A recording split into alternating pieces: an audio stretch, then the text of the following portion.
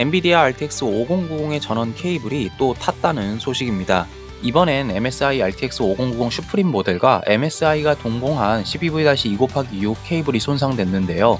28일 국내 커뮤니티 K사존에 아키씨라는 이용자가 올린 글에 따르면 그래픽카드가 400W 중후반 정도의 전력을 소모하는 게임 검은 사막을 2시간 정도 돌렸더니 블루스크린과 시스템 종료가 반복 발생했고, 다음날 확인해보니 그래픽카드의 전원 단자가 탄 흔적이 있었다고 합니다. 전원 케이블의 첫 번째 줄 역시 모두 까맣게 타 있었습니다. 아키씨는 MSI 글카 보증에 문제가 생기지 않도록 MSI 동봉 전원 케이블을 사용했다고 밝혔고, 언더볼팅 등 글카의 전력 제한 조정을 미리 해둔 상태였던 것으로 추정됩니다. 그 덕분인지 함께 사용된 파워 서플라이 유닛 슈퍼플라워 1300W ATX 3.1 모델의 경우 이에 따른 발화나 소선 문제는 없는 것으로 나타났습니다. 다만 제조사가 직접 번들로 제공한 전원 케이블이 탔다는 점, 특히 해당 전원 케이블이 전원부 단자의 삽입 정도를 알려주는 컬러 가이드 케이블이었다는 점, 이런 근거들을 놓고 봤을 때 사용자의 과실이나 전원 케이블의 문제라기보단 역시 RTX 50 시리즈의 12V-2/6 전원 규격 그 자체가 문제라는 의견이 강세인 상황입니다. RTX 50 GPU는 12V-2/6 커넥터에 6개의 12V 단자를 통해 전력을 공급받으며 각 단자는 9.5A의 엄격한 전류 제한을 가지고 있습니다. 일반적으로 GPU는 부하 전류의 분산 기능을 갖추고 있지만 RTX 50 레퍼런스는 각 핀의 전류 특정 기능을 제공하지 않아 효과적인 부하 분산이 불가능하다는 것이 전문가들의 지적입니다. 이로 인해 일부 핀의 연결 불량은 정상적으로 연결된 핀으로 부하가 집중되는 상황을 만듭니다. 결국 과부하된 핀의 온도가 150도 이상으로 급격하게 상승하는 사례가 확인되기도 했습니다. 탐스 하드웨어에 따르면 이는 엔비디아가 내린 설계 결정으로 인한 것이라고 합니다. 결론적으로 엔비디아의 설계 결함 때문이지 전원 케이블이나 그 결착의 문제라고 보긴 어려운 상황입니다. 한편 이런 소송 사건이 발생함에도 불구하고 RTX 5090의 부족한 공급 대비 수요는 여전히 높은데요. 비디오카즈에 따르면 일본에서는 최근 관광객들의 RTX 5090 구매를 제한하고 있다고 합니다.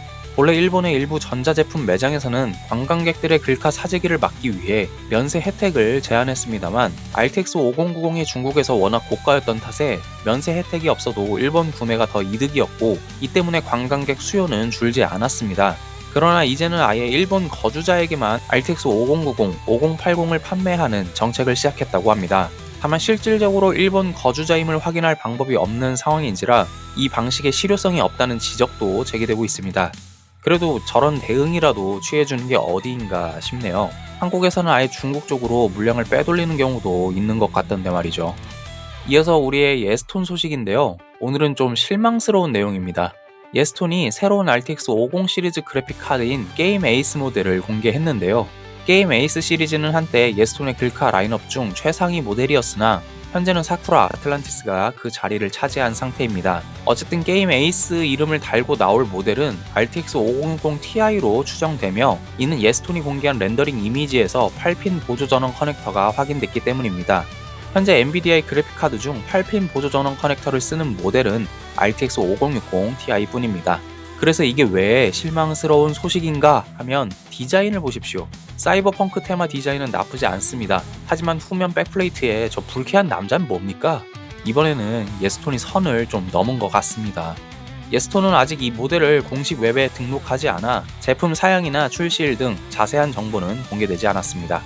다음으로 AMD 라데온 RX 9060 XT 공개일이 5월 21일이란 소식이 나왔습니다. IT 매체 벤치라이프는 RX 9060 XT가 엔비디아 RTX 5060 8GB 모델 출시 이후인 5월 21일 공개되며 실제 제품 구매 가능 시점은 오는 6월이 될 것으로 전망했습니다. RX 9060 XT 시리즈는 8, 16GB 두 모델로 출시될 것으로 알려졌으나 최근엔 8GB 모델이 취소 혹은 한정 생산 후 조기 단종될 것이란 소문이 돌고 있습니다. 이는 엔비디아의 RTX 5060 Ti 8GB 모델의 혹평에 따른 것이라는 분석인데요. 비디오카즈는 이런 주장이 진짜인지는 아직 확인되지 않았다고 밝혔습니다. RX 9070 GRE의 출시 연기 루머도 함께 나왔었으나 이는 이미 사실이 아닌 것으로 판명이 났습니다. 마지막으로 인텔 관련 소식인데요. 인텔 아크 배틀메이지 기반 내장 그래픽 아크 140V와 130V의 성능이 드라이버 업데이트를 통해 크게 향상됐다고 합니다.